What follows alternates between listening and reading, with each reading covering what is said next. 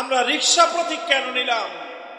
রিক্সা প্রতীক নিয়ে আমরা একটা কথাই বোঝানোর চেষ্টা করছি যে ইনশাআল্লাহ বাংলাদেশে আজ পরিবর্তনের হাওয়া বইছে। 24-এর বিপ্লবের পর প্রমাণ হয়ে গেছে দেশের ভাগ্য পরিবর্তনের জন্য বড় রাজনৈতিক দলের দরকার নাই, বড় নেতার দরকার নাই। এদেশের যুব সমাজ, ইয়াং জেনারেশন এই দেশের ভাগ্য পরিবর্তনের সিদ্ধান্ত নিয়েছে। আমি দায়িত্ব নিয়ে কথা বলছি। অনেক রঙের বাংলাদেশ আপনারা দেখেছেন, অনেক নেতার অনেক দলের বাংলাদেশ দেখেছেন।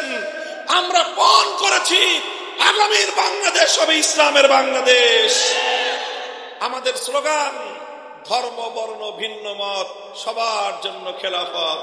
হিন্দু বৌদ্ধ খ্রিস্টান মুসলমান প্রত্যেক ধর্মের মানুষের মৌলিক অধিকার নিশ্চিত করে শান্তি সমৃদ্ধি সাম্যের বাংলাদেশ ইনশাআল্লাহ আমরা উপহার দেব।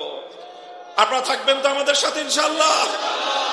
রিকশাওয়ালা ভাইয়েরা, রিকশাওয়ালা ভাইদেরকে আমি বিশেষভাবে বলি, আপনাদের দল এবার ক্ষমতায় ইনশাআল্লাহ অংশীদার হবে।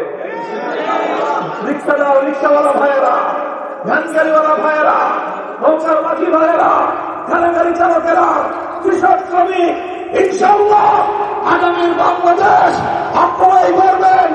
আপনাদের মতামত নিয়ে সুন্দর বাংলাদেশ গড়ে তোলা হবে ইনশাআল্লাহ।